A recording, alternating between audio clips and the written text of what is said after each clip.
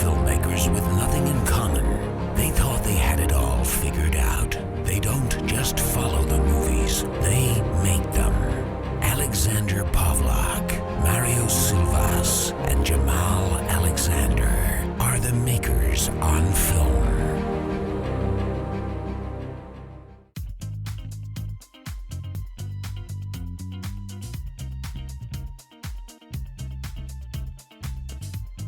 Hello? What's up? Whoa. Jesus Christ. There we go. How you doing, man? I'm doing good. How you doing? Fucking tired. Yeah, I can imagine. I But don't know what that's supposed to mean, but alright. I can imagine you're tired. I mean, Oh, fair enough. Alright. hey Jamal, you there? So, when I texted you 3 days ago and asked, are we still doing the show this Sunday? Why did you not text back? You texted me? Yes! I didn't get that. It was when you texted me first, and then I texted you back, when, are we doing the show this Sunday? Oh, all I saw was that Hollywood has a Marvel bias. Yeah, okay. And then I wrote my thing about that, and then you didn't respond to it, so I thought the conversation was over. Whatever. Alright, you caught me in the middle of doing something. Masturbating? Give me about 10 minutes and I'll be ready because I'm cleaning up something right now. Oh, okay. So you're done masturbating. Well, no, that's why I'm cleaning up. To masturbate? Yes. Oh, okay. Right, and it's gonna take you 10 minutes to do that?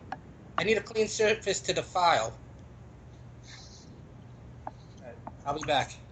Dude, if it's taking you 10 minutes to do that, I think we need to, like, have an intervention or something. Can't be good. Just saying. There's all sorts of comments that are going through my mind, and I'm not going to say any of them. Have you seen any of the advertisements for the new Star Trek TV show? Dude, because I don't have actual TV, Mm-hmm. I don't see Well- ads anymore. Well, no, they you can find this on the internet because they did something for Comic-Con. They showed a little bit of what's going on, and then they did a teaser that showed absolutely nothing a little while ago. But they've come out with the official name of the new series, which is Star Trek Discovery. Okay. Which is kind of cool because it's named after, one of the space shuttles, which is fine because one of the space shuttles, the first space shuttle, was named after the Enterprise because of Star Trek. Right. But I find it funny because all Star Trek TV shows are boiled to like initials. So there's TOS for the original series and TNG for the next generation. And this one, Star Trek Discovery, is probably going to be STD. Jesus Christ. So they've that one made you laugh harder than it probably should have, didn't it? a little bit. Yeah. But the guy who wrote and produced Hannibal, the TV show, I don't know if you've seen that or not, is going to be the writer-producer of the new Star Trek. I was okay with Hannibal. Hannibal was pretty good. I was really getting into the last season, especially the part where they introduced the Red Dragon. Yes. That was really good, and that made me really sorry that they canceled it because next season they were supposed to bring in Agent Starling and go into Silence of the Lambs. That would have been cool. That would have been cool. And he tried to shop it around, and nobody wanted to pick it up. He tried to give it to sell it to HBO and tried to sell it to Netflix, and nobody wanted it for some reason. And I don't know why. It's an amazing show. Yeah, but it's also a longevity thing. How long do you think they actually could have stuck around with that show? Apparently, he wrote a 7-season story arc.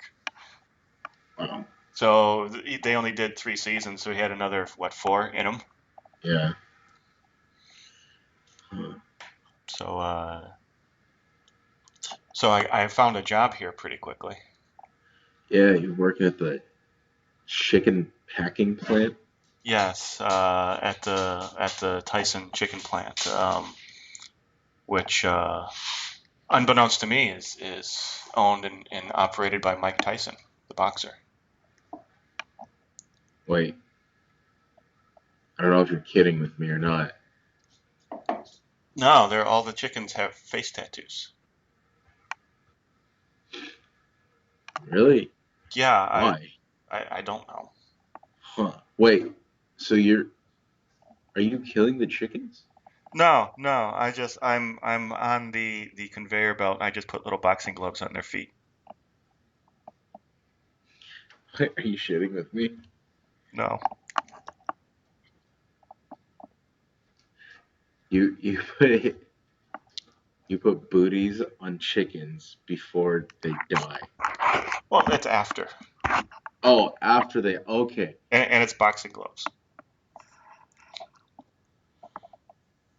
Because it's Mike Tyson. I haven't had my coffee yet, Alex. Can't do this shit to me. It took me way too long to realize that you were just being a dick. You'd be surprised how many former athletes get into the meat business afterwards. Well, Rocky. Well, Or fuck, Sylvester Stallone. Damn it, I messed it up. well, no, you were right the first time. Because, he was No, but he said actual. athletes. Yeah. Well, Rocky is an athlete. Sylvester Stallone, I don't know if you consider him an athlete or not. No, See? the extent of his athletic background is back when he should have been drafted into the Vietnam War. He was over in the whitest part of Europe teaching co-eds how to play volleyball. He was teaching what? He was teaching co-eds how to play volleyball. Seriously? Yep. Which I don't know if that's a step above or below Jason Statham. His athletic background was he was like a diver, not like the ones that dive deep into the ocean. I mean like the ones at the Olympics that grew all gay like.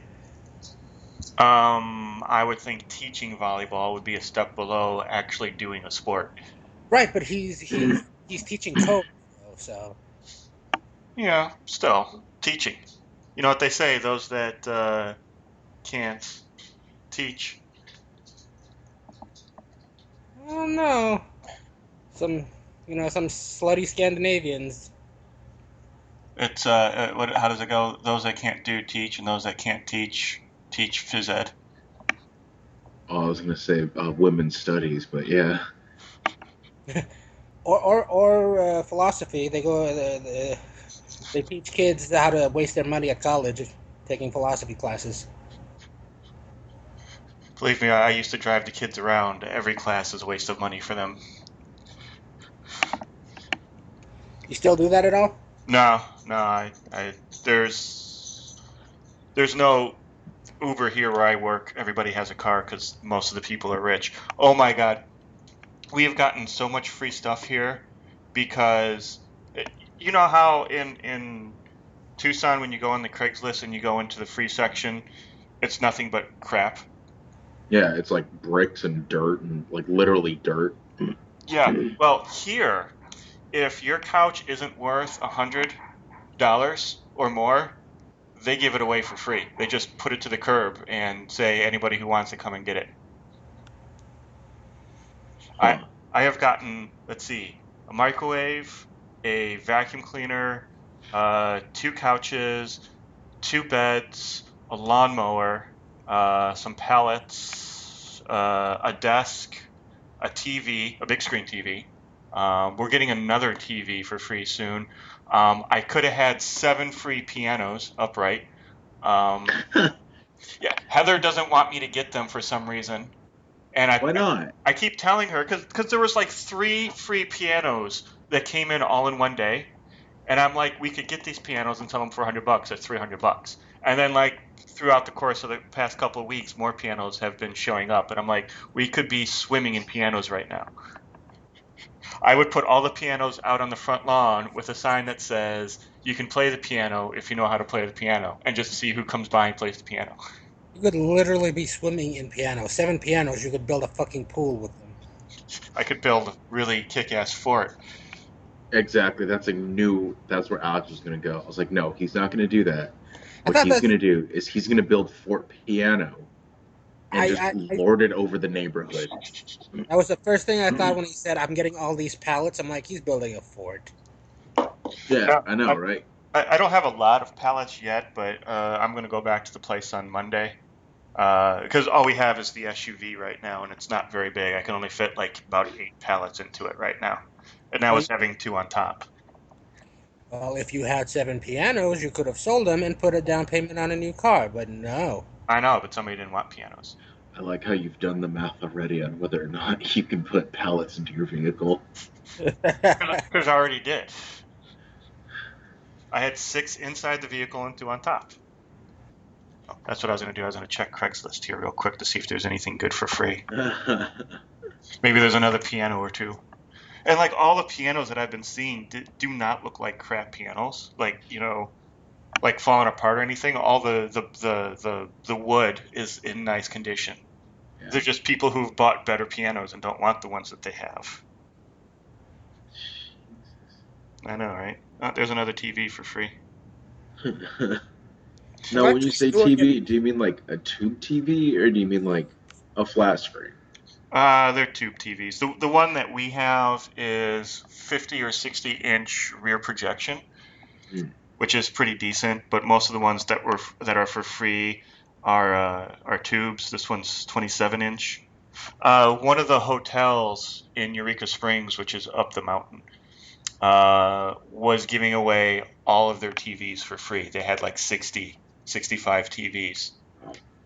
And Heather's like, look, free TVs. And I looked at them, and they're all tubes. And I'm like, I don't want tubes. The only reason why I would get them is to set them all up and have like a wall of TVs. But that seemed like a lot of work. There you go. That sounds like the Alex I know.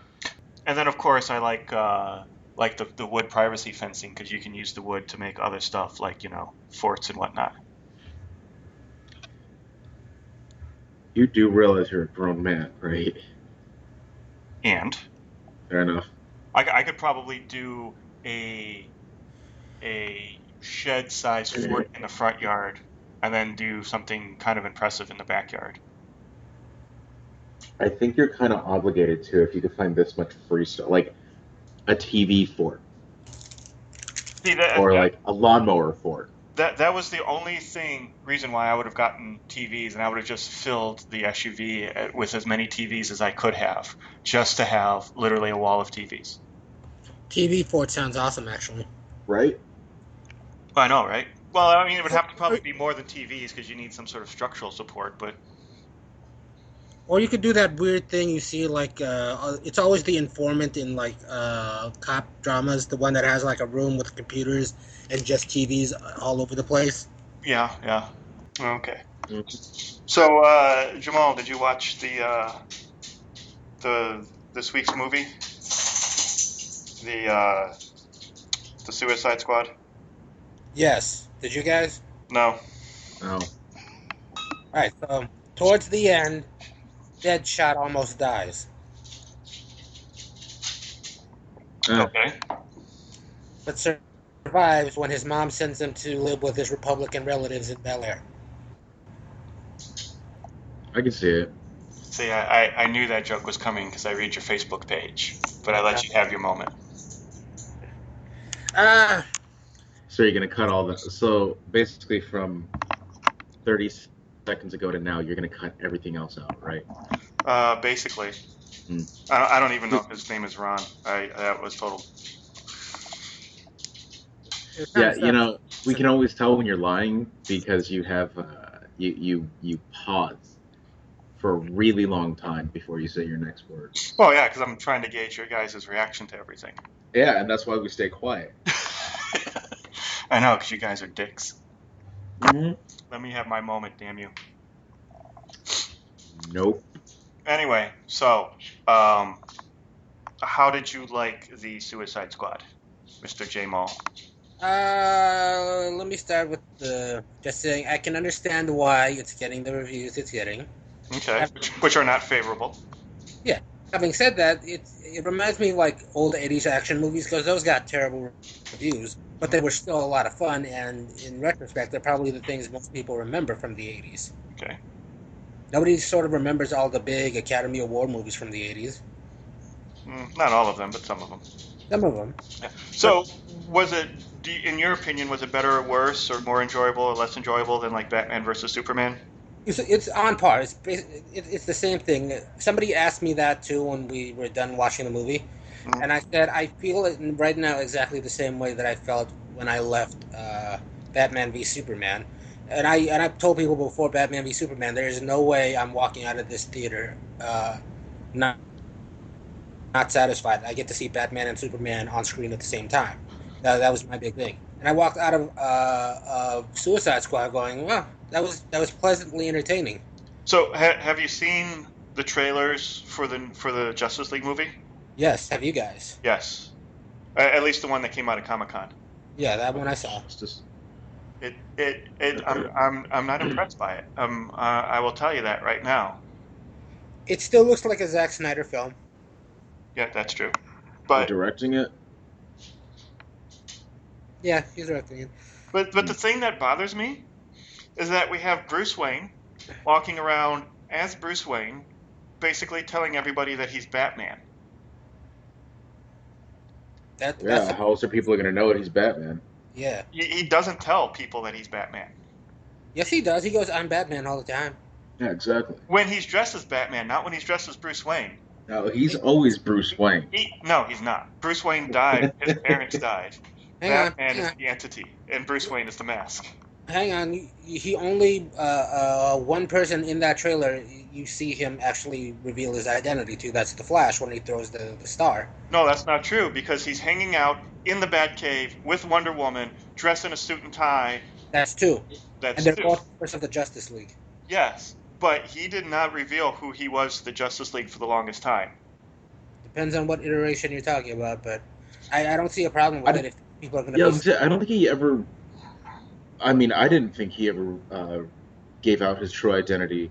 Only when it served the greater good. When they had to go incognito for something, and everybody's like, "Oh, we're gonna know everybody's secret identity." He's like, "I'm Bruce Wayne. I know who everybody is.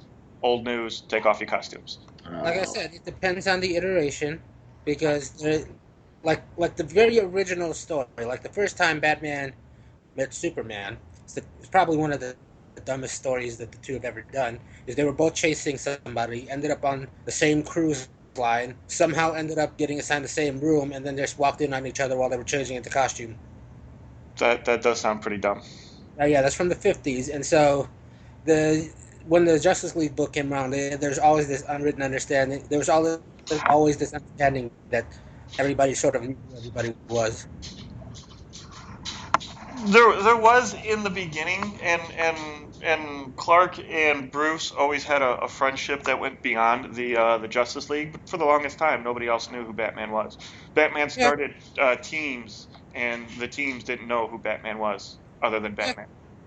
I feel like it's not terribly out of the realm that he would for this because of what happened in Batman v Superman, and how he's from here on out. I'm just trying to, like, I bet he feels like from here on out he's just trying to,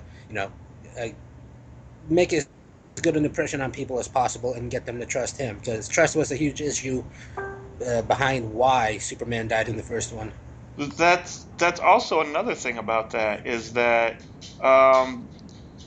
So I ended up watching Steve Rogers and Friends because I couldn't get to Suicide Squad. And in that movie, they also do a recruitment section where they're recruiting superheroes, which goes all the way back to the X-Men, which goes even further back than that. So superhero movies seem to just want to recruit everybody now or have a recruiting scene like basically the Blues Brothers. Well, the last time we did the show, didn't I say 2016 or 2017, the year all your favorite heroes beat the shit out of each other? Pretty much, but Yeah. it's like the whole concept behind Batman versus Superman was the collateral damage that they do, which is what was addressed in Steve Rogers' Neighborhood, and that was done brilliantly. I love the way they handled that. And then all of a sudden now we see the Justice League all kind of like, hey, we put the team together. Look, I'm Batman. And I like the way they portrayed Aquaman in that trailer, by the way. he did look pretty badass, and that's the only one. Like Like the Flash reminded me of Mystery Men when they were doing the recruiting session, Yeah, and he's all like, "Yeah, I just need friends." And yeah, I'm like, okay, you're kind of like the Invisible Boy from that. He just wanted a bunch of friends, you yeah. know. And it's just like, oh my God, you're going in the wrong direction with this. You went from great power comes great responsibility to, hey, we're putting the band back together. I And think it's Spider-Man. yes, and well, it's still what was the theme kind of in the beginning of Batman versus Superman, which they lost somewhere along the way as well. Did you see the honest trailer for that? I haven't, no. Oh, it's funny. You should look it up. But there's a great line in there that just basically goes, "Wow, you're just blowing through 6 movies worth of good material here," because that's how much was going on in that movie. So of course that message got lost along the way. Because they did do quite a bit in that movie. They did. They did way too much. They could have cut out. They could have cut out Lex Luthor. And The Doomsday thing, the death of Superman, is probably the most seminal work in all of comic books, uh-huh, and you and it deserved its own movie. It deserved its uh-huh. own 2-part movie, really. Yeah, it did. And And then it got boiled down to like a footnote. yeah, I The, remember I wasn't happy with that as much as I walked out of there satisfied, but I was not happy with that. well, going back to Avengers Light here,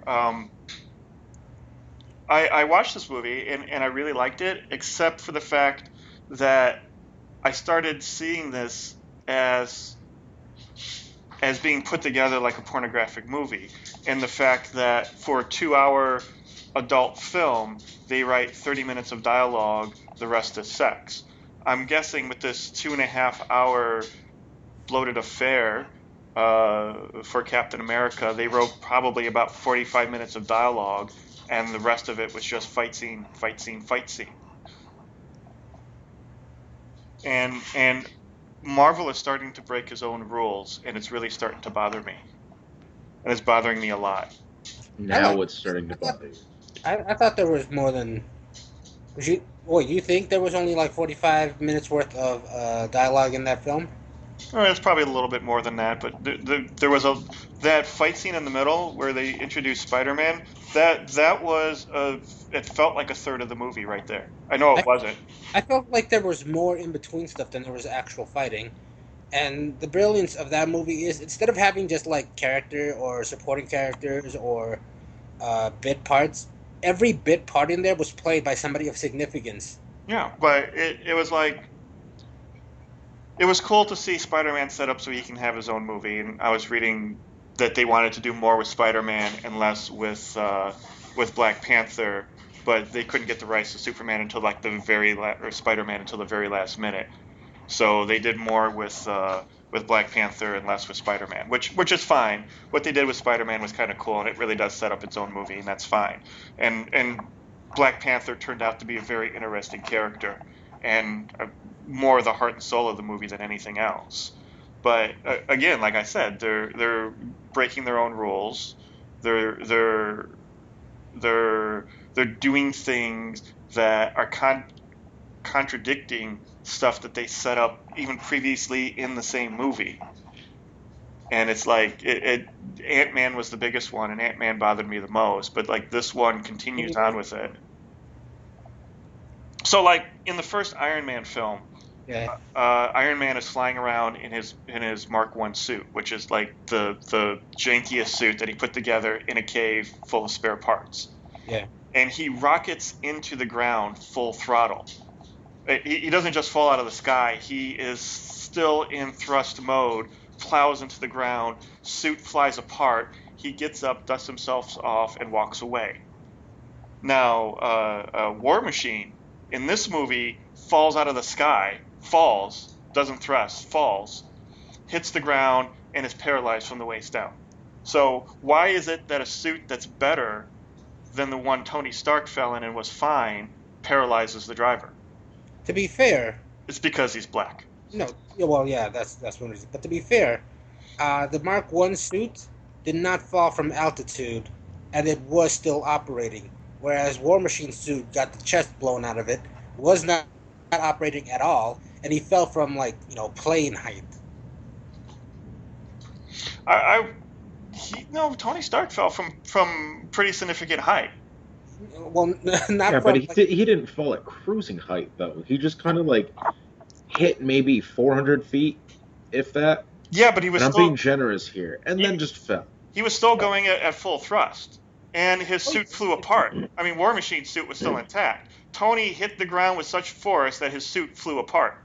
his suit wasn't in full thrust. It just ran out of juice at the top and then started falling. And if he was plowing through things, because it came back online as he was getting towards the ground. Remember, he was heading up and then it started to give. Was that at that moment? Because he did that test a lot throughout that first movie. Well, that was one thing, but at that when he was escaping, he hit the thing, flew up, and then it kind of like lost energy. Okay, but still, even at 400 feet, that's enough space to hit terminal velocity, which is the same speed that War Machine would have been falling at 10,000 feet. Again, who's to say that there's not a mechanism within those suits that, if it's still operating, helps you absorb impact, whereas War Machine's was not working at all because it had the core shot out of it. They never established that one way or the other. They just showed a man fall in a suit and be fine, and then another man fall in a better suit and be paralyzed. Well, you knew the other guy's suit wasn't working because you saw the hub in a War Machine suit actually go dead. Well, then you just said that his Mach 1 suit or Mark 1 suit went dead too. His suit ran out of juice. Well, that's still going dead. No, I mean like actual juice. He just ran out of rocket fuel. That doesn't affect the other things. He still had a core in that. Whatever. All I'm saying is that if you can survive in one suit, why can't you survive in the other suit? I feel like you're nitpicking. Okay. Ant-Man. Okay. Okay, so give me one moment. Let me text this guy back. It's about drugs. Alex is buying drugs right now. Yes, bricks. Big bricks of drugs. 100 bricks of drugs.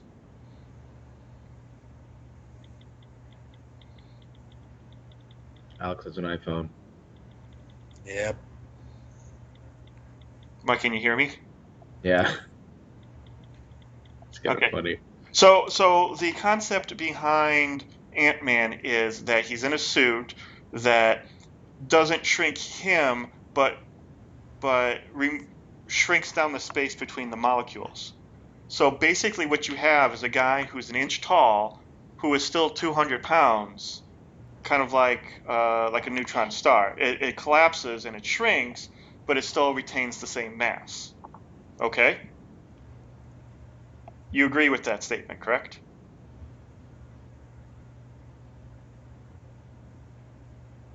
I'll take your silence as a yes. Okay, so that's the setup that we have for Ant-Man. Okay, so this is why he can be tiny and punch people and have an effect on them. Okay. So when he punches somebody or kicks somebody in the jaw, that would be like a full-size man jumping on your face. So he should be breaking jaws every time he does that, but he doesn't, but that's okay. We'll let that one slide. So now, if he shrinks down, which, by the way, there's a finite amount of room between the atoms, and I seriously doubt that he would be able to shrink to a subatomic size that would make him lost in a parallel dimension full of, skin cells and bug feces, but nonetheless, we'll pass that up too. So he can shrink down, become more and more dense, but retain the same mass, weight, and be able to still do all the things that a full-size person can do, including, be able to twist and hit somebody. Now, if that's true, then the opposite should also be true.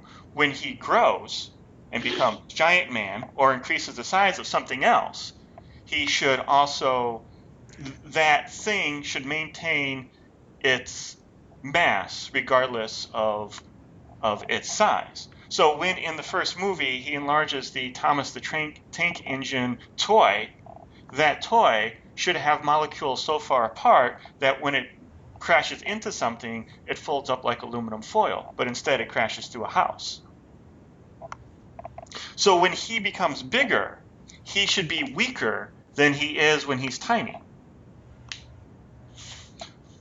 Also, when he shrinks something down, like the gas truck that he thought was a water truck, which really wasn't all that funny of a bit, but I get where they were going with that. He should not be able to pick up that truck because it should still have the same mass as a tanker truck full size. That should be like a 4,000-pound truck in the size of a Hot Wheel. Okay, so I could argue with you about it, and I could cite all sorts of issues of comic books about it, but I mean, it does. Are you really gonna, like focus on that? I mean, if you want to get technical, in that same Ant-Man movie, he enlarged a toy tank and then drove it like it was real.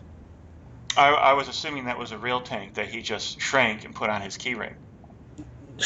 Okay, What, so you assume that, but not that maybe perhaps the process of enlarging is a different has different properties than the process of shrinking. it's the same technology. Why would it have different properties? It's the same Maybe, technology that shrinks them maybe that the makes them grow. exposure to the particles that actually enlarge them has a different effect. But why would it have a different effect? It's the same technology. Because it's doing something else altogether. It's doing the exact same thing. You're No, either because when you go from if you go from normal size to a tiny size and then back again, it's the same as going from a regular size to a giant size. What you're doing is increasing or decreasing the space between the molecules. no, you're assuming that it's to get back to normal size, he's increasing the space between the molecules again. What if he's just adding new molecules? If he added new molecules, then he would be adding mass to his body, which would just start exponentially increasing because he does that trick like a dozen times throughout each movie. So let's say every time he does that, he doubles his mass. So he can go from a 200-pound person at the beginning of that movie to like a 2,000-pound person at the end of the movie. He can increase that mass and then shed the new particles that he doesn't need when he's in large size. How's that? They did not explain it like that in the movie. Exactly. Ergo, that's not how it happened. You can only take what they give you in the movie and use that in your argument. They did not say anything about shedding other molecules. They never went into the enlarging part of it in the movie either. So by inferring that it's the same thing as shrinking, you're just kind of like taking something that isn't there. It's a more logical assumption to say that it's the same technology to shrink and grow, since he shrinks down to a tiny size. You're assuming it uses the same process. No, I'm not, because you're adding stuff to the process. I'm using the same process. The second process we're talking about was never delved into detail in that movie. So it could be either of what you and I are saying. Okay, so you're saying that it is possible that every time he goes from tiny size to regular size, he doubles his mass. I'm saying that it's not something I nitpick at, but it's just there's the dozens and dozens of scenarios that could explain that. Okay, so my one argument still remains valid though. So when he shrinks the tanker truck, he should not be able to pick it up. What tanker truck are you talking about? The tanker truck in Civil War, when they were in the airport fighting, and he's like, "Here, throw this at the tanker truck," and he throws a tiny little Hot Wheel of a tanker truck. It enlarges. Oh yeah, I remember that. Float. You do remember he gave him a little pin, right? He didn't actually just hold the tanker truck. He gave him a little pin. No. Ant-Man had the tanker truck. He gave the enlarging disc to Captain America because he has better aim. Ant-Man was running around with the tanker truck in his hand, which by all rights he should not be able to pick up because it should be the same weight as a tanker truck. Then I don't understand what you're talking about, because if something is large and normal, and you said that when he was large and normal-sized human, he would shrink down and still be able to do all of that stuff. No. When he shrinks down from normal human size to tiny, he retains the same mass and strength. So he can still pick up a person if he could pick up that person. He can pick up a glass of water being tiny that he could when he was full size because he has the same strength. He has the same mass. Which, ergo, so when he's 6 foot tall, he's 200 pounds. When he's 6 inches tall, he's still 200 pounds. Which is not right, because you've seen him actually run on people. He ran up that gun that a guy was holding out with one hand. Exactly. He should not be able to do that. Because if he can punch a guy and it act like he's a 200-pound man punching a guy, then they should not be able to launch him on an arrow. Spider-Man should know something's up with the shield when he takes it off of Captain America, because there's an extra 200 pounds to it. Okay, so maybe his technology enables him to control his mess. So That was never explained in the movie. I could cite issues of the Avengers for you, but I won't. The source material has nothing to do with the movie. If it's not in the movie, then it doesn't exist in the confines of the movie. Now, if we're talking the comic books, that would be completely different. I'd let you cite all that all day long. If it was that important a thing, I think they would have established it, but I don't think it's important to enjoying the movie. It's important for me to enjoy the movie because I'm sitting there going, that's not how physics work. All right, so when you watch Star Wars, do you actually do you go over the fact that there shouldn't be any sound in space? So when those whatever the hell you call them fighters are out there shooting, you shouldn't be able to hear them. Yes, actually, I do. And the only show that I've ever seen that has So it ruins your Star Wars viewing experience. a little bit. But the only show that I've ever seen that actually did space like that was Serenity. There was never any engine noise in space. They just swelled the music to act instead of the engine noise to give the audience that tactile sensation of something happening to other senses. And yes, even in Star Trek, which I was actually in the middle of Wasn't watching. there like wasn't there like some weird sort of mystical aspect to Serenity as well? No. Wasn't one of them like prophetic or something? Oh, the one girl was genetically enhanced, and she might have had some cognitive abilities, kind of like Spider-Man. All right, so let's go into the science of that and see if it doesn't ruin Serenity for you. Well, that would not be the thing that ruins Serenity for me, but cognitive abilities are an actual thing, and scientists say that even though we say we only have 6 senses, we actually have dozens of senses, and they don't know how many of them we You have. like to wrap your head around the fact that we're able to see into the future, but not that there's technology that could control somebody's mass. Yes, because you actually can see into the future. Everybody has the ability to do that. We just Okay, in the the present. ability to create artificial gravity within the ship in Serenity. Is the ship called Serenity?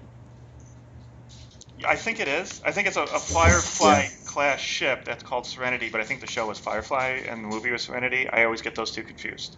I haven't watched a single But episode of it.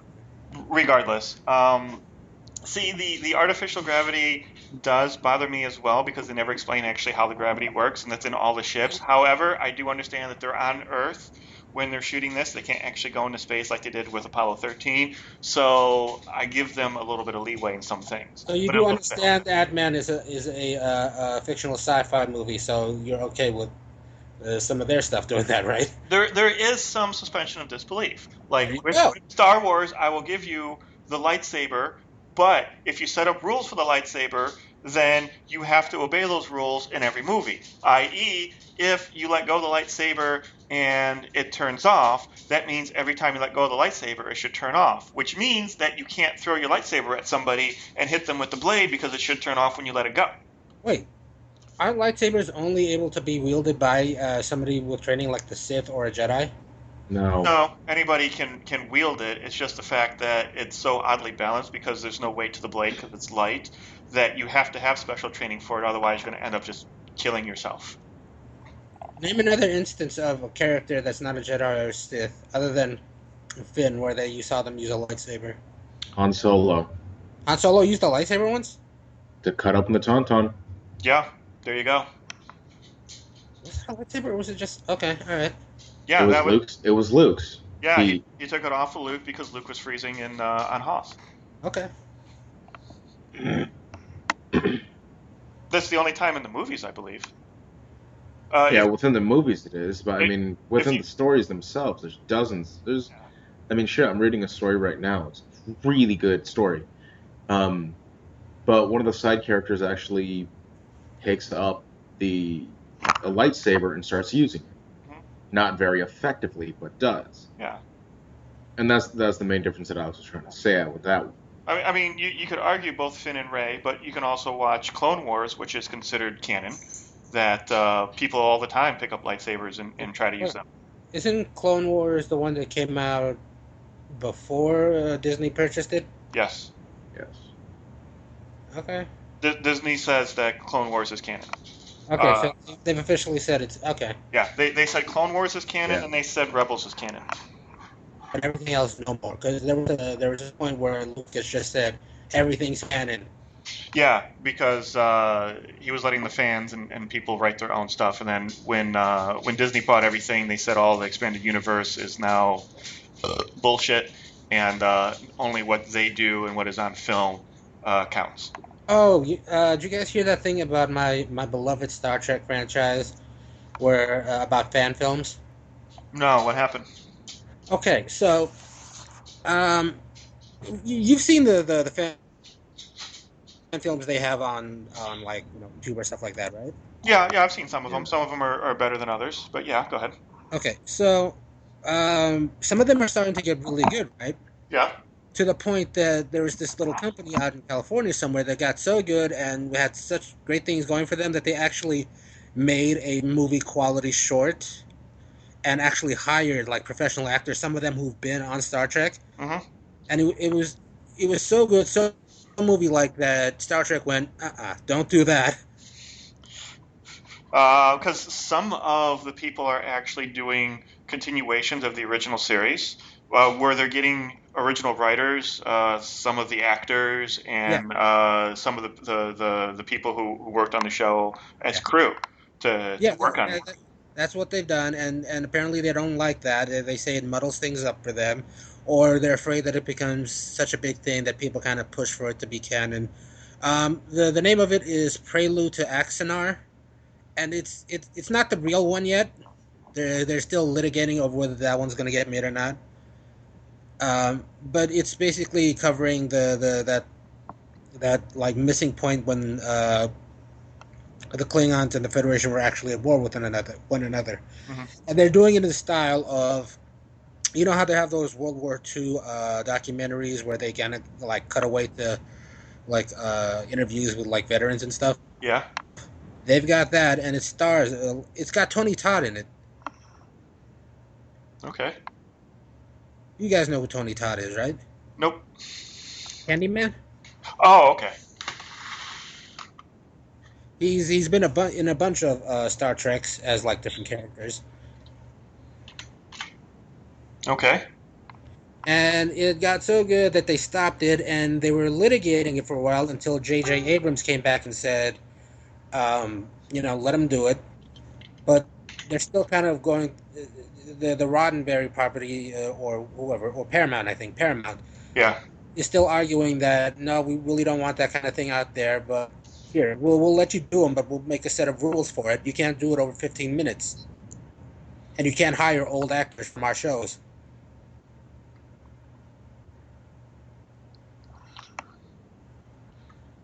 I get it. I totally get why they would do something like that, but On the other hand, they've always had an open copyright. Same with Star Wars, where they let the fans make fan films. yeah, exactly. And So honestly, it's in poor taste if you, like personally, I think that's in poor taste that they're doing that. That they're stopping them, or that they're Yeah, doing. that they're stopping them. Yeah, I think it's in poor taste as well. I think it is too. It's again, it's breaking your own rules. You've let this go on for so long. This is the natural progression with the way technology is. You can get broadcast quality cameras for very inexpensive. Well, the X&R people are beyond just the cameras. I mean, they've got like high quality CGI on their shit. Yeah, and if you have the money, you're going to make a film regardless. Why not do something like this? I mean, I, I say let them do it because the only thing it does for me, honestly, is it grows the fan base. yeah. Well, it's just fun. I mean, I wrote a couple of Star Trek fan scripts, different shit, but they were all like comedies. You've read them, Jamal, and I would totally love to do those someday. But it would be completely different than what Star Trek is. But would they stop me from doing that because I'm making fun of the whole process? Hopefully not. I Um, mean, you guys have to watch like the actual thing. I can see where it makes them nervous mhm. because they're kind of looking at it going, it does look like another major production company just kind of got a hold of them and a hold of their property and is making something to rival it because it could be. I mean, it's really well made. But at the same time, I'm like going, that's a sign of devotion. It is, and as long as they're not trying to make money off of it, you Yes, know. they're not making they're not turning a profit. They did argue though that because they're what do you call it, crowdfunding? Hmm. Yeah, they're crowdfunding it, and part of the lawsuit is they are kind of arguing. Well, you're getting money for it. You're getting money to produce it, not Yeah, money, not like profit off of it. You're not selling it as your own right. property. They're arguing like you're getting money for it, and then you're giving this money to other people. Other people are going to be getting paid to make this thing that we own. Hmm. I think that was the kind of part of their argument. But again, I just let him do it. Let him Yeah, do but it. if you think about it, it's still you're stealing someone else's intellectual property. I mean, and I say that loosely because they're just the parent company that owns it. Yeah. But you're Well, stealing someone else's intellectual property for your own games. you're you're And you're and you're see, here the thing is, they're trying to nip it in the bud now than later. Because if they do it later and the fan service is so huge that they can't really touch these people and they have to become a parent or they have to be a partnering company with them so they can keep doing their thing where the actual parent company can still do their own thing. That's where it gets into muddy waters, is It because is. they would rather just say fuck you guys, stop it now, or else some really bad shit's gonna happen, but because they they don't want to have to fight with them 10 years in the fucking Yeah. 5 years in the future. If they want to do something like which they are, and you're right, and the fact that they're doing it right now might be better than later because it's though that these kind of fan films are already picking up a lot of like steam from the fans.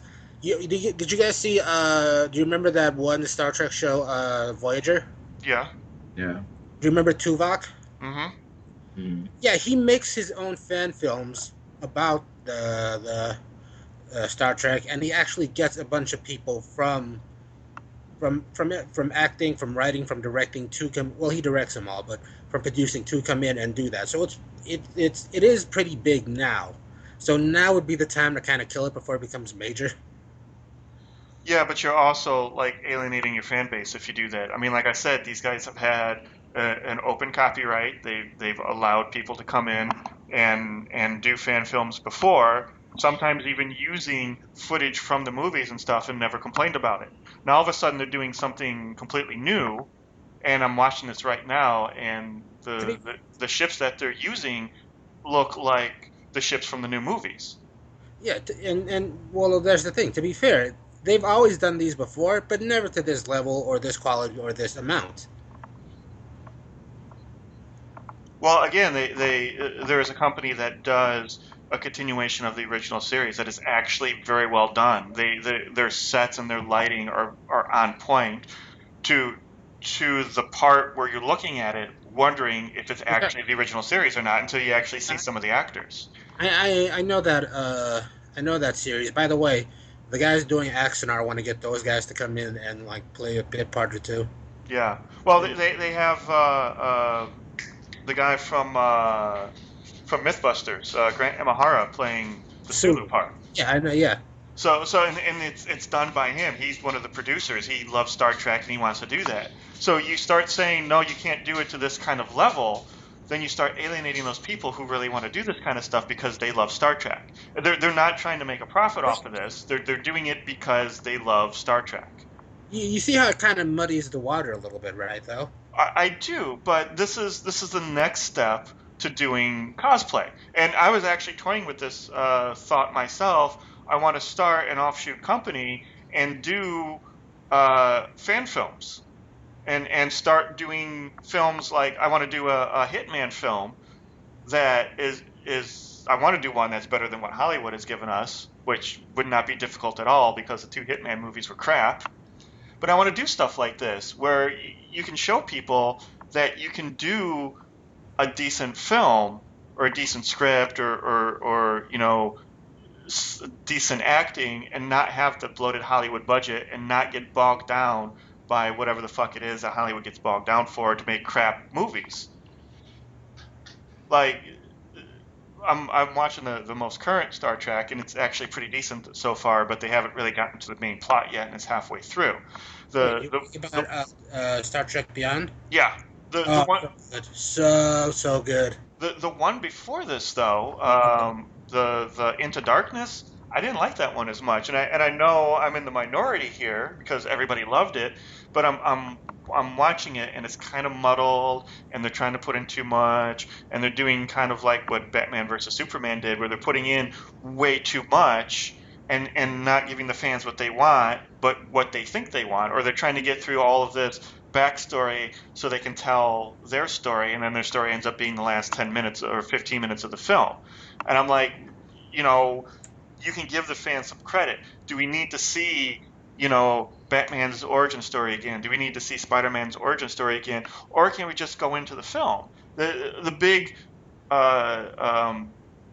complaint about Suicide Squad that I've been reading is that they put in way too many backstories, that everybody had to be told who all these people were, and they rushed it so much to get to the plot that it just seems bloated, and it seems muddled, and it seems confusing. And I'm like, why do we have to tell the origins of these people? Why can't we just say these are some supervillains, they're going to do some good, let's hit the road. Maybe show the origin of one or two of them. I mean, it seems like Deadshot and Harlequin are the only two you really need to see the origin stories of. If you don't know Killer Croc's origin story by now, then, you're not a real fan of the whole series and probably shouldn't really be going to the movie. Yeah, but see, here's the thing. You have to naturally assume that every single fan doesn't know dick about what you're doing. Yes. And that's the hardest part, is because, Alex, you know this as well as I do. You cannot give them every little bit all at the exact same time. However, you need to give them enough where they can understand everything. Because most people understand Harley Quinn. And in fact, because of the Heath Ledger's Joker, Harley Quinn actually got her own comic series. So everything started off all over again. And it's an amazing series if you guys want to read it, if you guys want to check it out. You do realize that Harley Quinn didn't even stem from the comic books. Yeah, I know. By the way, you're talking about these origin stories and just giving people just enough. Go see Suicide Squad. They take care of that really well. Well, no, that's what their complaint is, that they just rushed everything to get to the story, and that it was all kind of confusing. That, again, you just concentrate on like one or two. I don't think they saw the same movie, because a decent chunk of the beginning was devoted to that. It was a nice cheat too, because it was just an excuse for them to pack in a little bit more action. That I don't know. I haven't seen it yet. I do want to see it. I want to see what what's his face does with the Joker. Which by the way, how did you like his Joker? The same thing I thought about Viola Davis's what's the name? Amanda Waller. Amanda Waller, yeah. They delivered better performances than this movie deserved, and I can't wait to see Leto's Joker in Affleck's Batman movie. I think Leto is going to just overpower what's his face, Shin Boy. What's his name? Ben Affleck. Ben Affleck. Yeah, he's going to overpower Ben Affleck, acting wise. You would.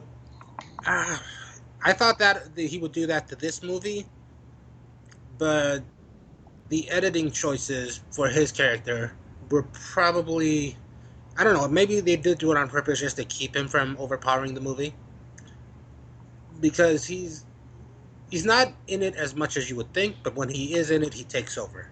Oh yeah, well, it's the Joker. He's a larger than life character. If you can't take over with him, then you should get out of acting. But if you're asking me if he gets, yeah, he passed with flying colors. I thought it's definitely a new version of the Joker.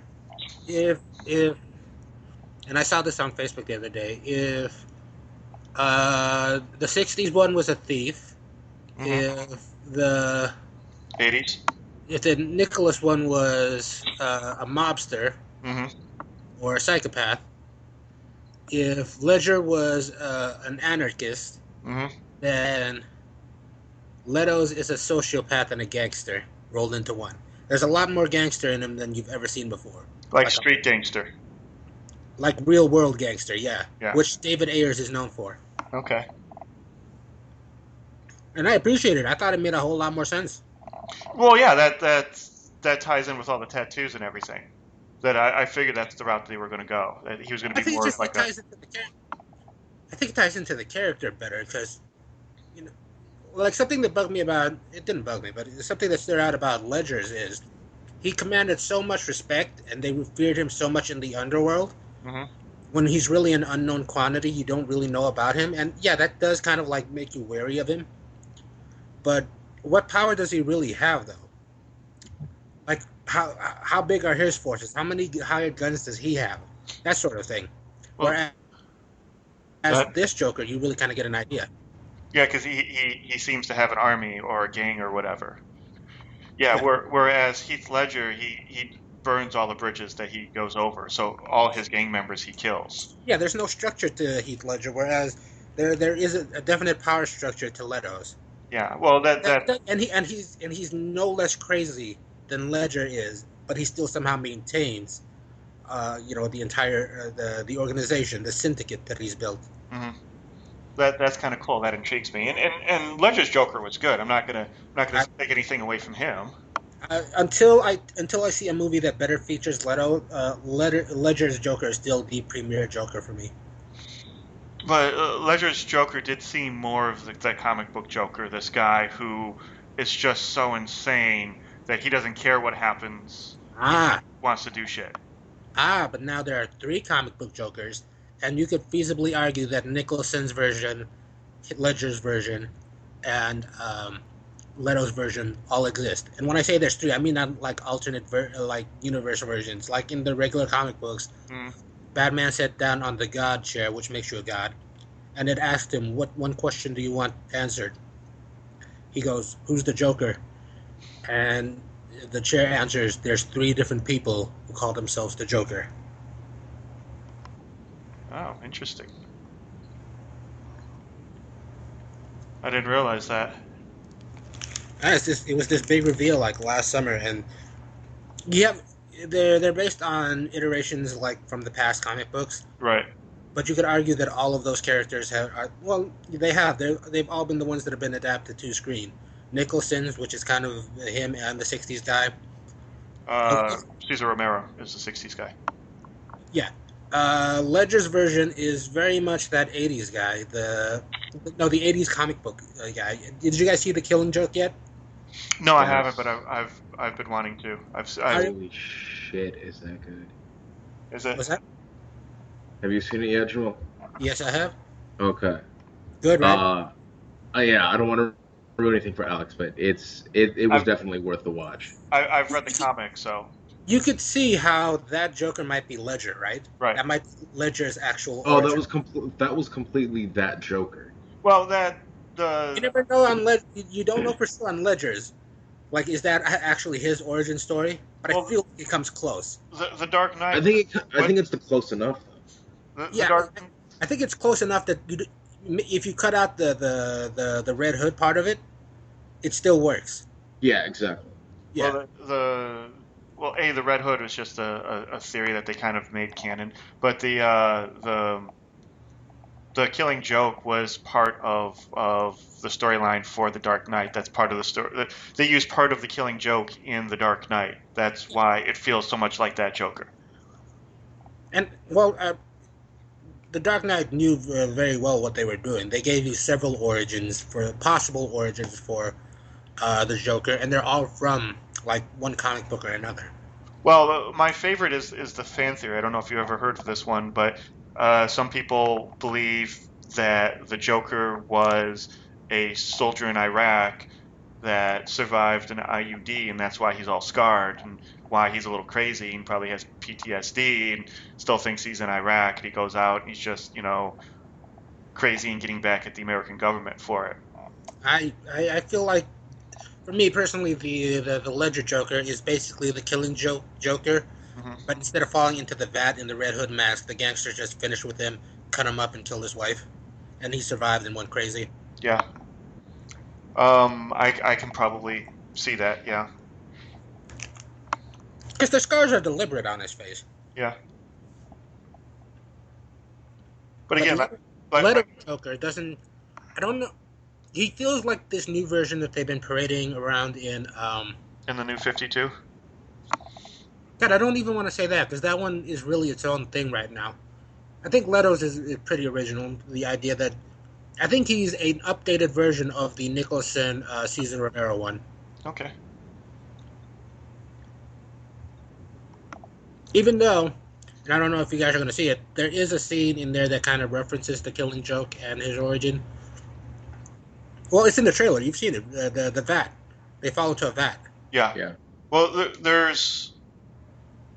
they do a lot of homages to the comic book, where his outfits, some of the camera shots are all of some of the costuming is stuff that the Joker did we did see of the Joker in the comic book. So Yeah. Leto's like actual attire in the movie really good.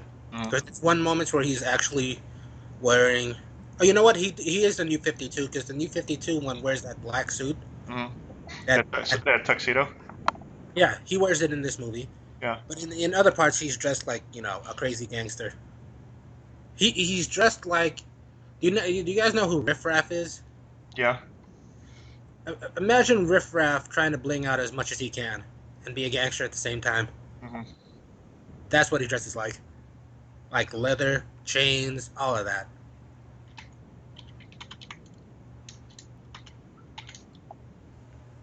Are you Googling it?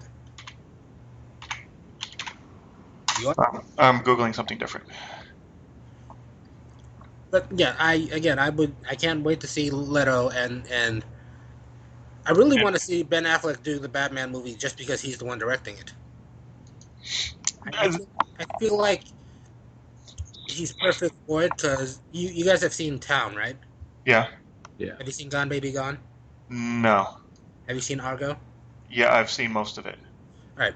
Well, fine. If you've just seen Town, you know he can do dark, gritty, and streets. Yeah. So I feel like he's perfect for it. Well, I feel like his Batman is going to be closer to Nolan's. He's a lot better of a director than he is an actor, and I will give you that he did a pretty good job in BVS. BVS. That he That's the movie. That's why it concerns me that trailer from Comic-Con for Justice League. Yeah. Because it's a happy Bruce Wayne almost, an almost playful Bruce Wayne. Yeah. A trailer, and that I didn't like that. No, yeah, I know. He should be very paranoid. He should be very angry. He should be very, he should not be the kind of guy who's walking up to people as like, hey, I'm Bruce Wayne and Batman. No, he should be in costume in the Batcave with, Diana Prince. He should be in costume tracking down the Flash as the Flash and not as Barry Allen. Flash, he should be in costume. Yeah. Going to wherever the hell he goes to find Aquaman, I feel like you have to go there in person, otherwise you stand out and it just makes things worse. And I feel like the only person other than Superman he would trust with his secret is Diana Prince, because he's partially in love with her. Maybe in the context of this movie, yes, but it's like Batman, especially this Batman, wouldn't do it. We see Robin's costume, the joke's on you, Batman. That's not going to be a guy who's going to be just inviting strangers into the Batcave. Batman in the comics, the death of Jason Todd wore heavy on him. Before I make a comment on that, do either of you actually plan on going to see Suicide Squad? Eventually, someday. Yeah, I will. All right, so I'll say this, because I think you can piece it together just from the trailers. You can tell that he catches Harley in that movie, right? Oh yeah. Yeah. Like that's who he's talking to when he says, "I'm going to hurt you very, very bad." Right? Yeah, that Batman catches Harley, right? Oh, that Batman catches her? Yeah. Well, yeah, because that's how she gets into that prison.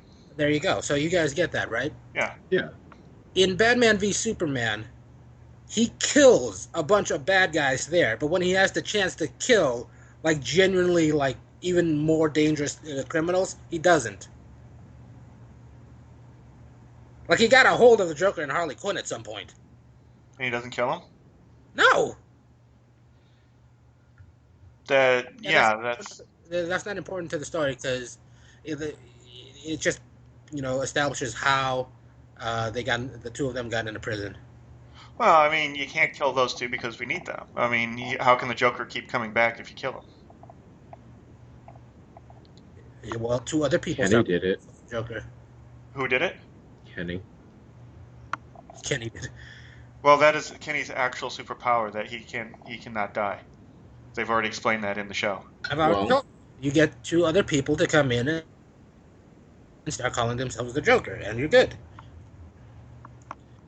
I heard this fan theory because it was a big build up until the reveal of the three Jokers. I heard this weird fan theory that the Joker was actually Alfred.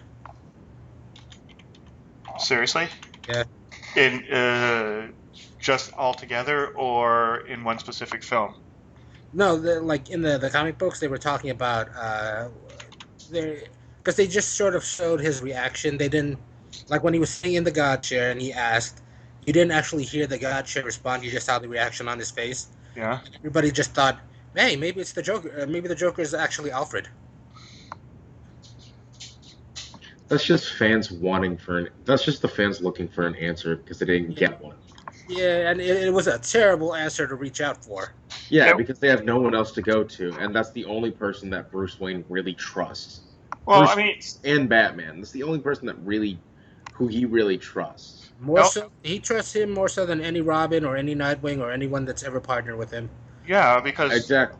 he was there from the beginning. But he's also like what, a good 30 years older than Batman. There's no way that even with ISS or Secret Service training that he'd be able to put up a fight against Batman. Yeah, I didn't believe it when I heard it, and I just thought it was stupid and hackneyed when I heard the theory. Yeah. Although that would be pretty funny. Master Bruce, do you know how I got these scars? That's the only thing it has working for it, that it would be the kind of joke that the Joker would find hilarious. Like the punchline that he would love. I could see the Joker, somehow getting Alfred to spy on Batman for him, like figuring out who Batman is, and then capturing somebody that Alfred cares about. And Yeah, but the only one Alfred really cares about is his niece. Excuse me. Actually, since we were talking about the Killing Joke, better Joker, Heath Ledger or Mark Hamill? I'm gonna go ahead and say Mark Hamill. Ooh. I'm gonna go Ledger on that one. See, I'm gonna say Mark Hamill because Mark Hamill is the only person who has done the Joker in different mediums. Like he did it in the cartoon. He did it in a completely different cartoon. They brought him back to do it in the video games. But see, what you're saying right now is that and don't get me wrong, when I envision Joker, it's completely Mark Hamill's voice and the way he can deliver those lines. Yeah.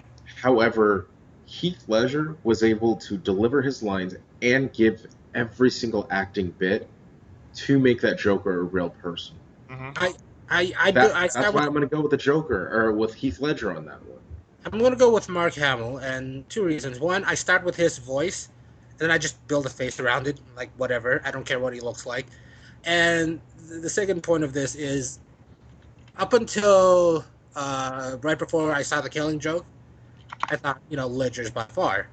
And then The Killing Joke happens, and then they really let Mark Hamill go to town with that character. Oh yeah, and he had a blast doing it too. There was these long, beautiful soliloquies from him, just long, like an entire page's worth of monologue just left for him, and you could hear just how much Mark Hamill was enjoying doing this.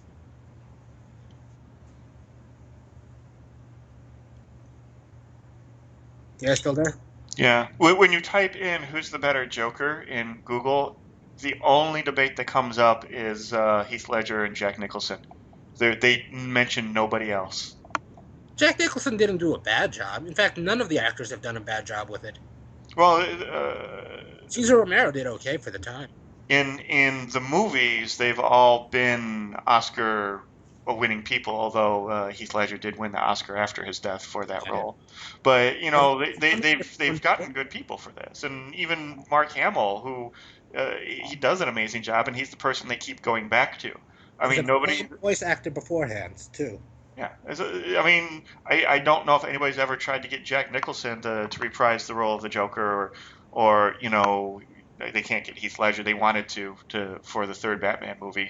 They I they've casted the Jokers better than they've casted Batman. Yeah. Yeah. Well, yeah, I'll give you that. Yeah. Val Kilmer was a low point in the franchise. No, it wasn't Val Kilmer. It was the other one. God damn.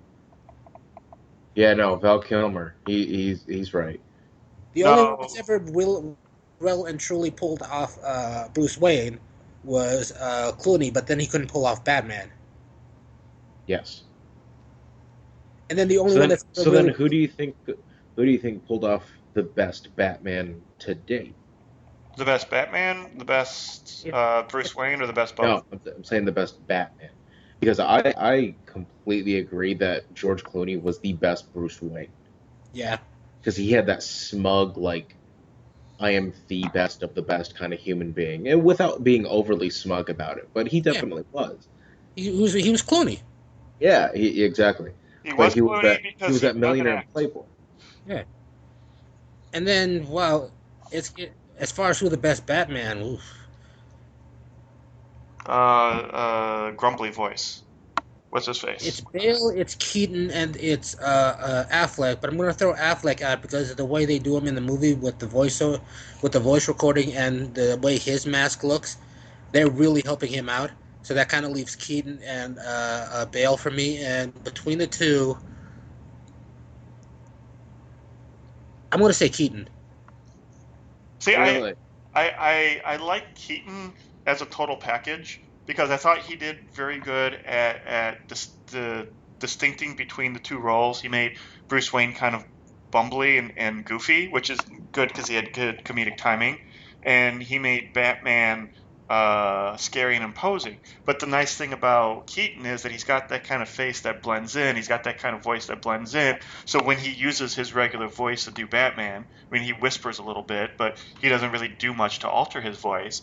It's not something you would hear from Bruce Wayne and be all like, "Oh my God, you're Batman."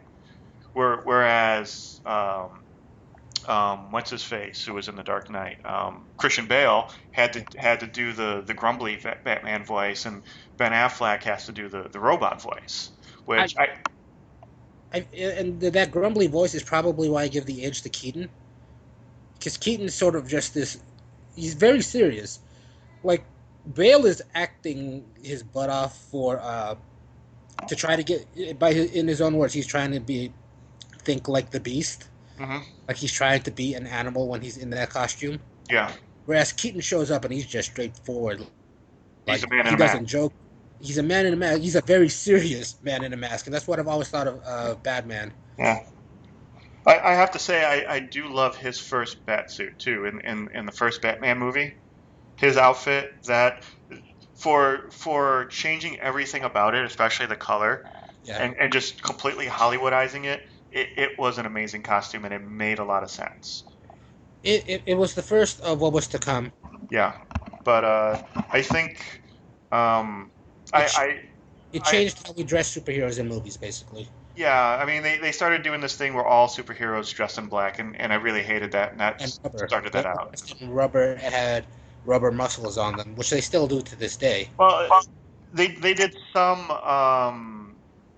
leather. Like if you watch Birds of Prey, a show that was way ahead of its time and really good. It just only went like 6 episodes or whatever. If they released Birds of Prey now that Arrow and the Flash are on, it would still be up and running.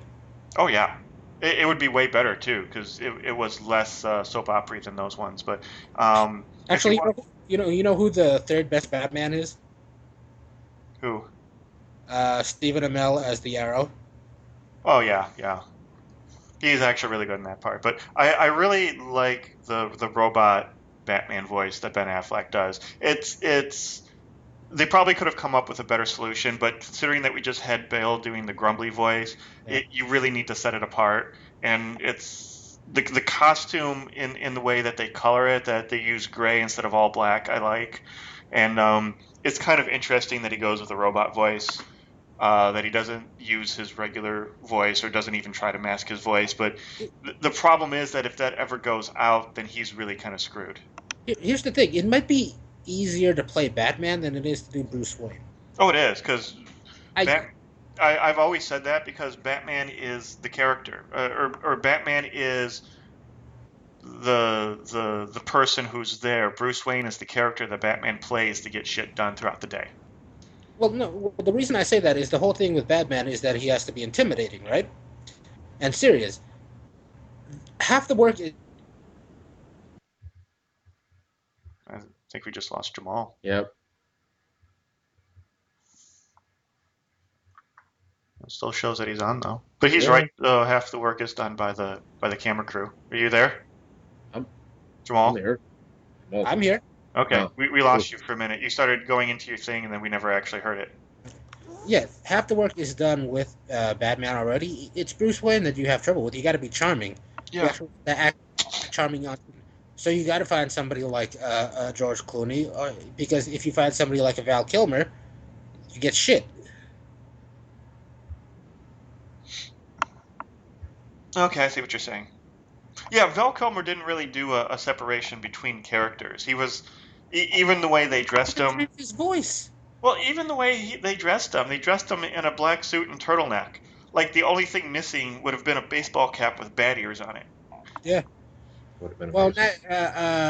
Clooney didn't change his voice either, but I feel like we missed we wasted like a really good superhero movie actor in Clooney by giving him that role, because now he's that guy, and when we should have been, if he was not, he'd be doing one now. Well, if you think about it, Ben Affleck was Daredevil, and that was a really crappy superhero movie, and you still got Batman. And Michael Keaton is the villain in the new Spider-Man, so Is he? yeah, he's the Vulture. Oh, that's Yep. pretty cool. Oh, being typecast as a Birdman. I get you. Yeah, Clooney. I love Sam Jackson, but Clooney should have been Nick Fury. I could see that. And for a while there, they were talking about him being Mr. Fantastic, but that's just because his hair was graying. I could see that too. I don't. He's too cool to be Mr. Fantastic.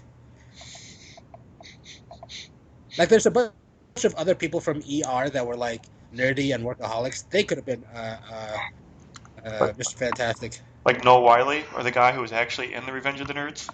Yeah.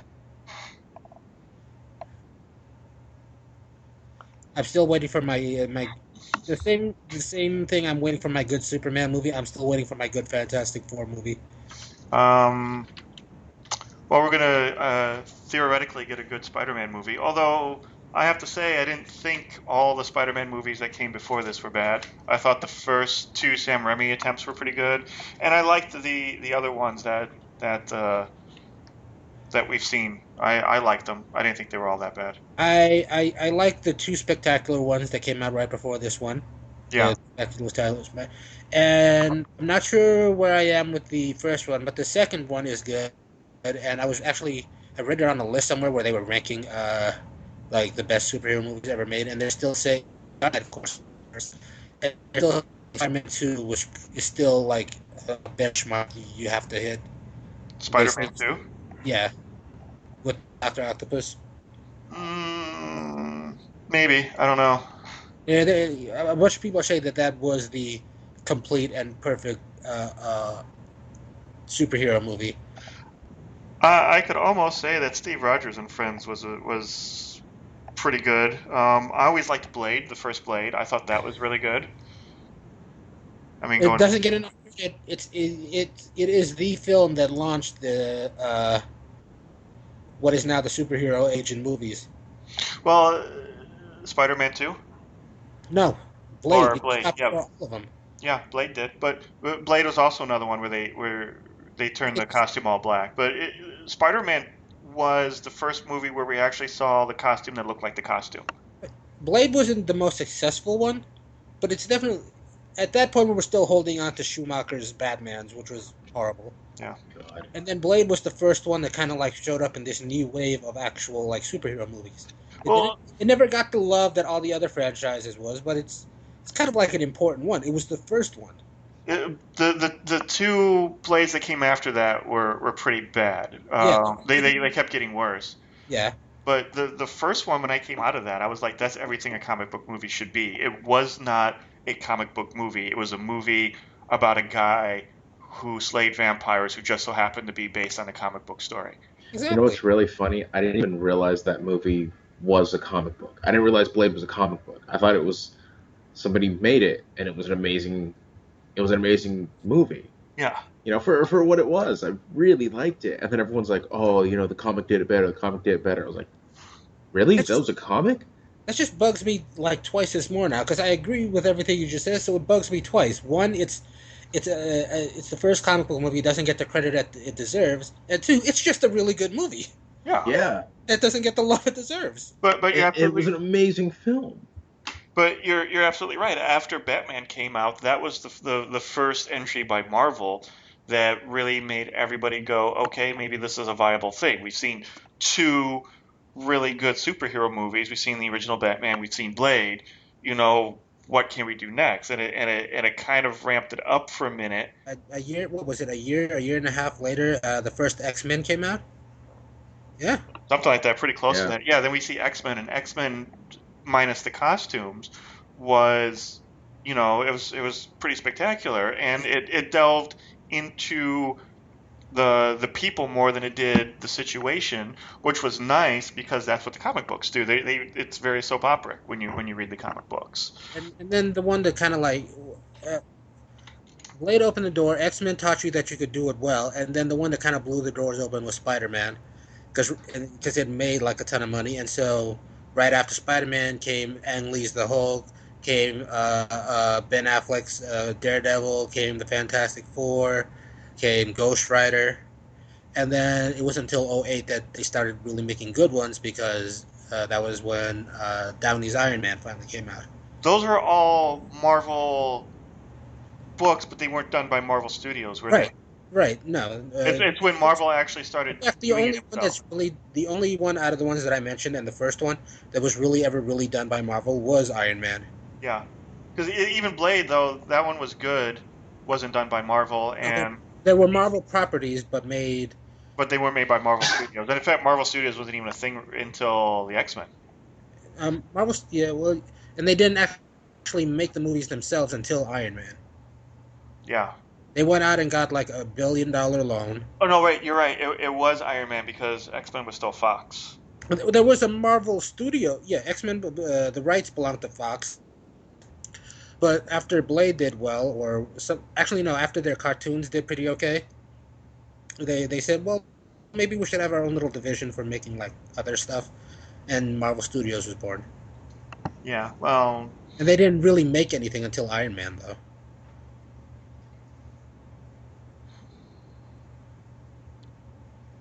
Which, by the way, was a huge turnaround because they were bankrupt in the early '90s. movies is the way to go, and they did it so well. Yeah, they took out $1 billion loan. Think about that.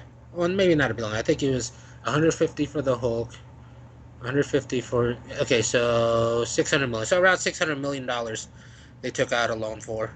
That's Basically, they just said if they pocket failed, change. if they failed, they were going to basically sell the company to the people they took the loan from. Yeah. Well, they gambled and it paid off for them. You know why those movies are better than better than the DC films currently? Those movies are handled by an entire room of like people like getting together and coming up with it. You've heard like the directors for these projects kind of complain about not getting all the creative control they want. Yeah. It's because Marvel they get like a brain trust together and then they just kind of like they already have the movie plotted out every last beat of it. They just need somebody to put it on film. Yeah. So the reason they're so good is because they have that room full of executives and writers and whatever. Well, yes and no, and then you see Iron Man 3, and then you're like, oh, okay, maybe the director does have something to do with it. Oddly enough, Iron Man 3 still better received than Iron Man 2 for some reason. That surprises me because Yeah, right? I was a little disappointed in Iron Man 2 because I thought they were going to delve into Tony Stark's alcoholism, and that's the one thing that's the real big thing that bothers me about what Marvel's doing right now is that they've always said that they were the flawed superheroes, that all the people had issues, but they're not taking those issues and putting them on screen. Well, Iron Man 2 was the last chance you had to see that because that was before they were bought by Disney, and Disney isn't going to put that kind of shit on their moneymakers. Yeah, but it would have been They're going to nice. make family friendly. Yeah, Yeah, it would have been nice though to see Tony Stark deal with that. It would have been nice to see because even in Civil War, I was a little disappointed that they didn't do more with the friendship between Rogers and Stark, because the whole thing is supposed to be two friends with opposing viewpoints going to blows with each other, and Tony Stark even delivers that line, "We were friends once." And it feels a little empty after watching that movie because they do nothing to show the friendship between those two guys. They show them working together, they show them debating, and it doesn't even feel like a friendly debate like McCoy and Spock on Star Trek. And I would have liked to have seen that first scene be them doing something after hours, or even after that first scene, if those two were to go out and have a drink or go see a movie, or talk about something other than being superheroes and having a pissing contest. And that was just like one of those things that I would like to have seen more in, just to build those guys as friendships, so when it finally did fall apart, you were really torn between the two. actually, how many superhero movies do you guys feel like there should be a year? Like, what's too much? What do you mean a year? Like, Oh, how many movies a year? like how many movies would you say is enough superhero movies for 1 year from both companies? As long as they're doing good movies, I don't care how many they do. I mean, Yeah, honestly, I don't think that's kind of a moot point right there. No, you don't Or it's think a it? moot question. You don't think it would oversaturate though? People would get tired of it. well, because Yeah, but are people tired of it just yet? I want to see the other X-Men movie. I haven't seen Apocalypse yet. I'm very curious to see. There's a good example. Nobody went to see that movie because it came out right after Deadpool did, and then Batman v Superman hit, and then that movie came Yeah, out. but how much is that? How much of that is their own fault for releasing it Yeah, at the same time? they should have spaced that out a little bit. They could have held it back. But they didn't. I feel Honestly, like they got greedy. They should have did X-Men first and then Deadpool. this year alone we had Deadpool, X Men, Batman v Superman, Suicide Squad, Avengers Light. Avengers Light, and we still have Doctor Strange to go. That's 6 movies this year. That's one every 2 months. Okay, well, let's see. Last year we had Avengers: Age of Ultron. We had that shitty ass. That Fantastic Four movie was last year, wasn't it? Yeah, it was horrible. I just Yeah, it was a watched a piece of it terrible the other movie. day. God, it was bad. Um, By the way, and worst third act what? of any We movie had I've ever Ant seen. Man as well. Ant-Man, Guardians of Uh, the Galaxy. we had Guardians of the Galaxy. Fucking. Oh, actually, what? We only had like that was it last year, wasn't it? If only we had at our fingertips a vast database of all this information. I don't know what you're talking about, man.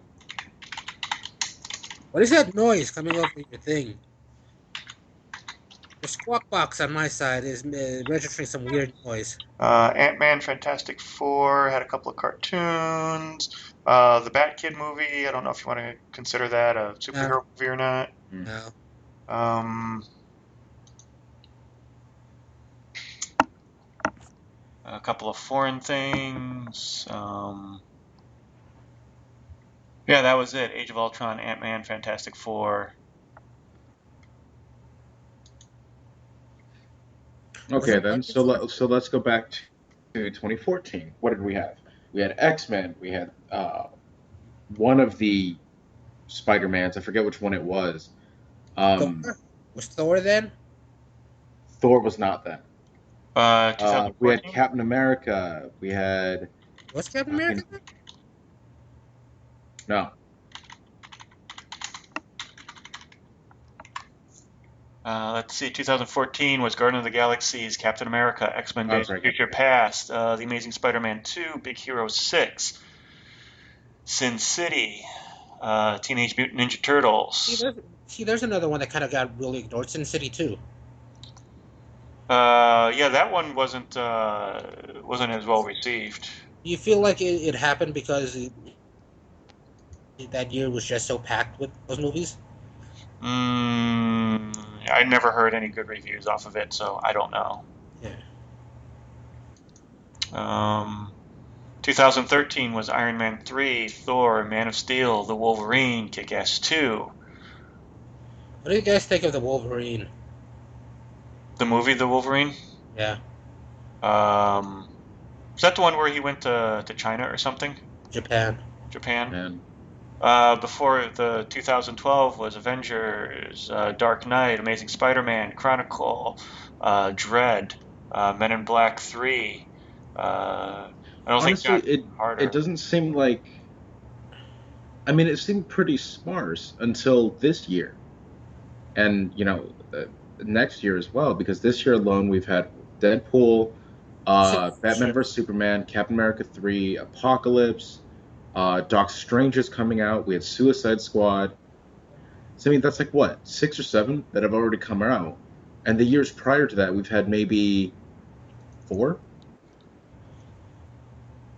So I don't think they've reached the annex of when it's too much. You don't feel like they're about to hit critical mass. Oh, they are. Don't get me wrong, because that's what the film industry does: is they flood the market Until because nobody it makes watches. the money, and it makes the money really fast, and that's all they care about right now. Okay, And so then pretty soon they're going to start getting into something else. Like they're going to start doing video game movies. Like all right, that's so going to blow up. all right. My question is then, when that happens, and the genre isn't quite as successful, what happens to the genre? What kind of movies do they make after that? Like I said, video Do they game keep movies making? are going to be next. No, no, no. Yeah, something else is going to be big, but you know how they still make action movies now, like Yeah. just action movies. Well, they're going to do that. They're going to do a throwback to the 80s, or they're going to do, exploitation movies again, or they're going to go back to film noir, My point is, or, I do you think mean, they can make this same kind of movie, just have it less successful later, or are they gonna redefine the genre the way that modern westerns kind of like helped out the genre, the How can western. you redefine a genre that's already set though?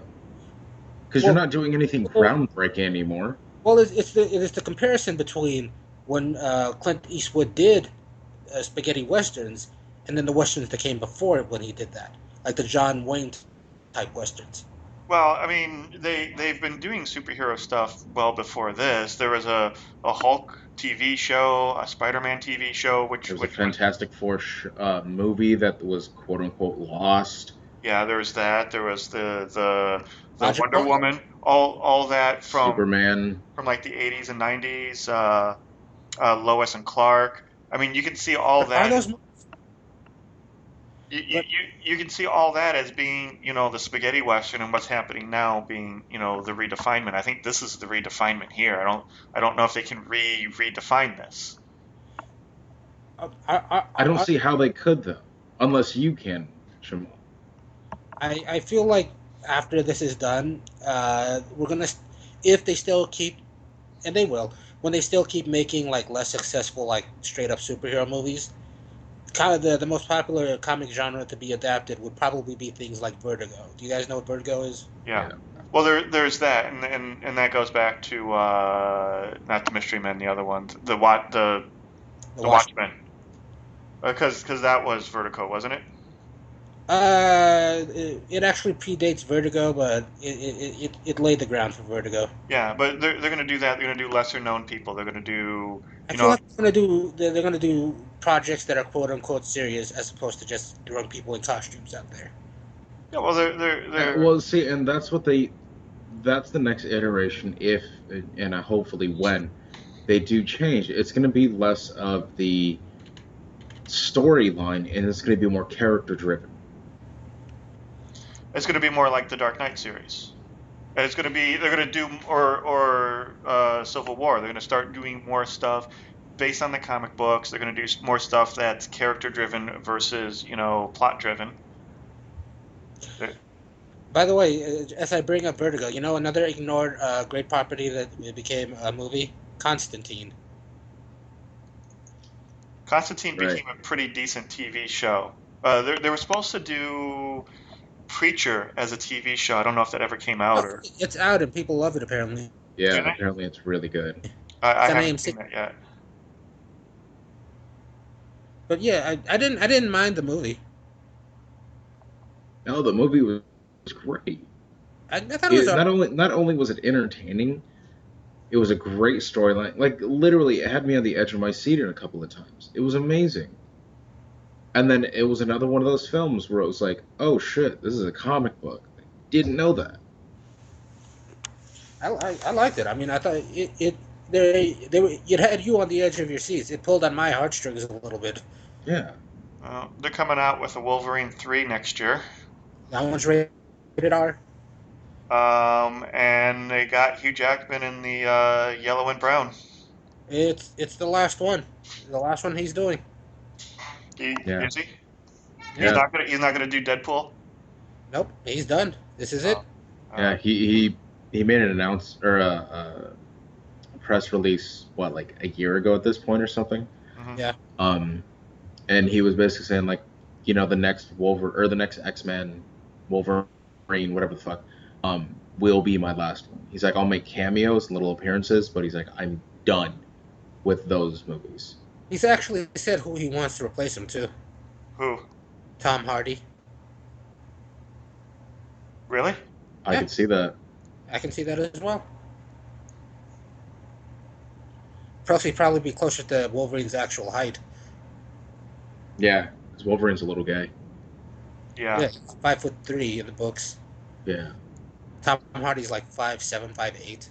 Hey, Jamal, you're finally taller than somebody then. Yes. Boosh. Aren't I taller than you though? No. I think I am. 5'10". I'm 5'10". Oh, fair enough. You win this round, Jamal. Well, I think you're a tie, but okay. I was going to give it to him.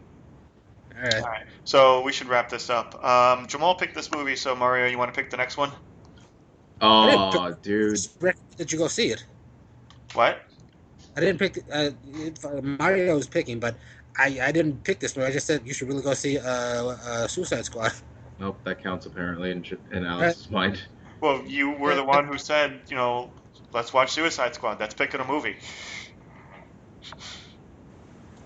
I didn't even send it to Mario. I just sent it to you. You gonna go see Suicide Squad? I thought you were using that as the movie for the week. Because I do want to that's see fine. it. I do want to see it. Yeah. I've been wanting to see this movie since they showed that it was going to be the Joker and Harley Quinn. I mean, Yeah, fine. I have no problems with having said I picked Suicide Squad. cool. All right. So anyway, we'll start with Mario then, and then we'll go back to you. Star Trek, Mario. Star Trek.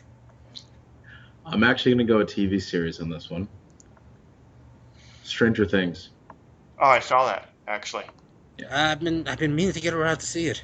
I would highly recommend checking it out. I'm gonna say I'm just gonna go ahead and say the first 3 episodes because I know you guys are busier than I. I mean, I've seen the entire series already. I've already seen the entire series. Too. Oh, okay. So I'm gonna say at least the first 3. I'm gonna say at least the first 3. If you get past that, I mean, I'm pretty sure you will, but just let us know next week, Jamal, if you get past that. But I'm going to say at least the minimum the first 3 episodes. Okay. Yeah. Yeah. This is going to be the first time you've picked a movie that Heather's going to be all like, oh, that's a good movie. That's a good pick. What she didn't like the fridge? She does not like Mario's picks whatsoever. No, she doesn't like my picks ever. No. What else Wait, is what was the first one that I picked with her? I forget. But every time I have to watch a movie and I say what it is, she's like, "Oh, that's a Mario movie, isn't it?" What? was it Oh, and Deathbed? it was Big Man Japan, wasn't it? Yes, Big Man Japan. Yes. That's what it was. God, that movie was amazing. By the way, is this going up on the same website that we had before? Yes, yes, it is. What is that website, Jamal or Alex? I don't care. Somebody. MOF.ninja.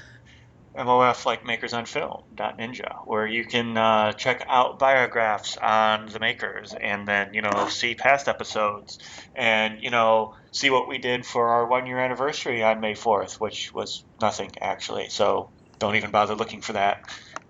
By the Wait, way, seriously, we've been doing this for a year already? Yeah, we've done like 43 episodes, one of which I never posted. Jesus. But yeah, we've been doing this for over a year now, technically.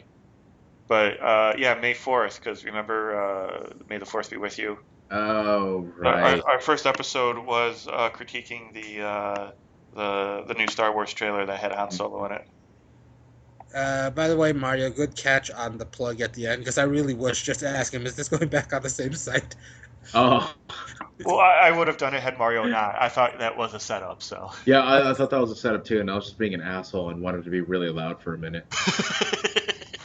Dude, I fucking destroyed my voice last night at Metalachi. Just, So like that's one reason I've been trying to stay so quiet, because my throat is killing me.